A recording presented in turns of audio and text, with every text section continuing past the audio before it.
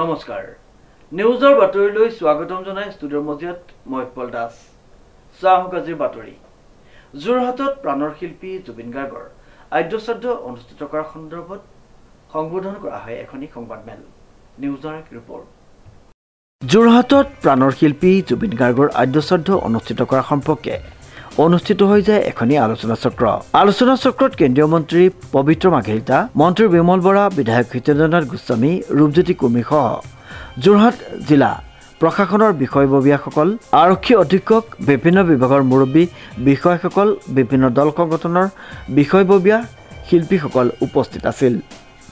আমাৰ আটাইৰে আদৰৰ অতি মৰমৰ জুবিন গাৰ্গ ডাঙৰীয়াই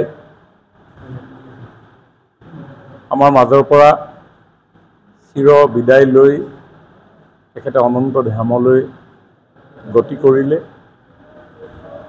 তেখেতৰ এই মৃত্যুৱে সমগ্ৰ অসমবাসীক শোকবিহ্বল কৰি ৰাখিছে। কোনেও কামনা নকৰা এটা মৃত্যু, কিন্তু চিৰন্তন সত্য আমি মানি লোৱাৰ বাহিৰে কোনো উপায় নাই। আৰু সেইকাৰণে আমাৰ সমাজৰ ৰীতি নীতি পৰম্পৰা অনুসৰি আমাৰ সমাজৰ প্ৰচলিত ব্যৱস্থা অনুসৰি যিকোনো লোক বিয়োগৰ পিছত তেখেতৰ আত্মাৰ সদ্গতিৰ অৰ্থে আত্মাৰ সদ্গতি কামনা কৰি কিছু মাংগলিক কাৰ্যাদি কৰা যায়। আৰু সেয়ে এই ক্ষণজন্মা পুৰুষজনৰ আত্মাৰ সদ্গতি কামনা কৰি পৰিয়ালৰ লগতে তেখেতৰ কৈশোৰ তেখেতৰ যৌৱন পাৰ কৰা যোৰহাটবাসী ৰাইজে তেখেতৰ মৃত্যুৰ 13 দিনৰ দিনা এক মাংগলিক কাৰ্যসূচী গ্ৰহণ কৰিবৰ কাৰণে সিদ্ধান্ত গ্ৰহণ কৰিছিলে। আৰু এই ক্ষেত্ৰত ৰাইজৰ এই সিদ্ধান্তৰ প্ৰতি শ্ৰদ্ধা জনাই অসম চৰকাৰেও সহযোগিতা আগবঢ়াব বিচাৰিছে। আৰু এই গোটেই বিষয়খিনি খুব সুন্দৰ ৰূপত আগুৱাই লৈ যোৱাৰ ক্ষেত্ৰত মাননীয় মুখ্যমন্ত্ৰী ডাঙৰীয়াৰ পৰামৰ্শ অনুসৰি আজি আমি যোৰহাটবাসী ৰাইজৰ লগত মিলিত হৈছিলোঁ। এই মাংগলিক কাৰ্যসূচী সুচাৰুৰূপে সম্পন্ন কৰাৰ ক্ষেত্ৰত ৰাইজৰ লগত আলাপ আলোচনাত বহিছিলোঁ।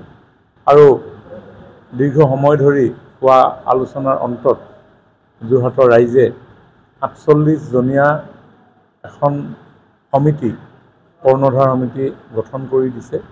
আৰু এই ৪৮ জনীয়া কৰ্ণধাৰ সমিতিখনে গোটেই অনুষ্ঠানটি পৰিচালনা কৰাৰ ক্ষেত্ৰত বিভিন্ন দায় দায়িত্ব বিভিন্ন লোকক অৰ্পণ কৰিব। মই ভাবোঁ যে আমি খুব সুন্দৰ ৰূপত ৰাইজৰ সহযোগত আমাৰ মাজৰ পৰা আঁতৰি যোৱা জুবিন গাৰ্গৰ আত্মাৰ সদ্গতিৰ অৰ্থে যি অনুষ্ঠান কৰিবলৈ আমি আগবাঢ়িছোঁ, সমগ্ৰ ৰাইজৰ সমগ্ৰ অসমবাসীৰ এই ক্ষেত্ৰত সহযোগ পাওঁ।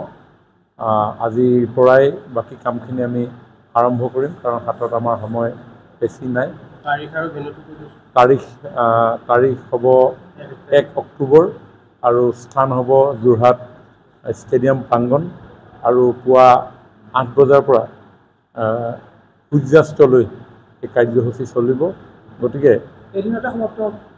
এদিনতে সমাপ্ত হ'ব সেই অনুষ্ঠান। এদিনতে পৰিয়ালৰ ৰাজহুৱা শ্ৰদ্ধাঞ্জলি আৰু আপোনাৰ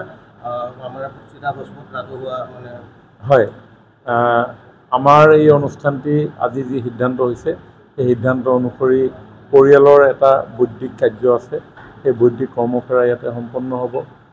অসমৰ বিভিন্ন প্ৰান্তৰ পৰা আহি আমাৰ অতি মৰমৰ শিল্পীজনক শ্ৰদ্ধাঞ্জলি জনোৱাৰ দিহাও ইয়াতে কৰা হ'ব। তেখেতৰ চিতা ভস্ম ইয়াতে আমি সংস্থাপিত কৰিম আৰু তেখেতৰ প্ৰতিচ্ছবিত আমি সকলোৱে আমি মাল্যাৰ্পণ কৰিব পাৰিম। ৰাইজৰ সিদ্ধান্ত অনুসৰি আমাৰ পৰম্পৰাগত গুৰুজনাৰ যি সৃষ্টি নাম প্ৰসংগৰ পৰা গায়ন বায়নৰো দিহা কৰা হৈছে। দিহানাম, বীৰনাম, থিয় নাম ইত্যাদি আমাৰ পৰিবেশ কলাও ইয়াত প্ৰদৰ্শনৰ ব্যৱস্থা কৰা হ'ব, যিহেতু জুবিন গাৰ্গ ডাঙৰীয়াই দিহা নামক তেওঁৰ কণ্ঠৰ জৰিয়তে, তেওঁৰ সৃষ্টিৰ জৰিয়তে এক মাত্ৰা প্ৰদান কৰি থৈ গৈছে।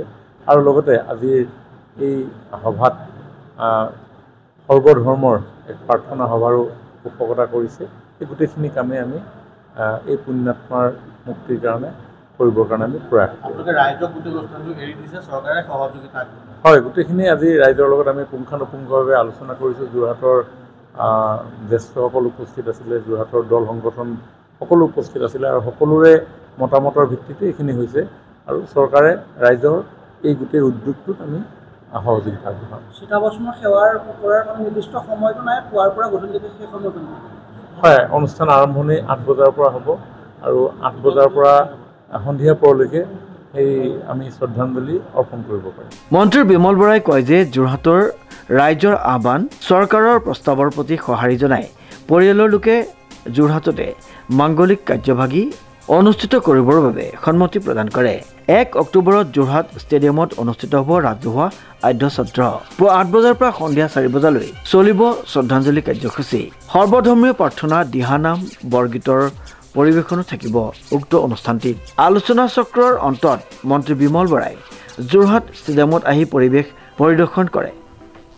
শ্ৰীমন্ত মাধৱ বৰুৱাৰ ৰিপৰ্ট, নিউজ নাও।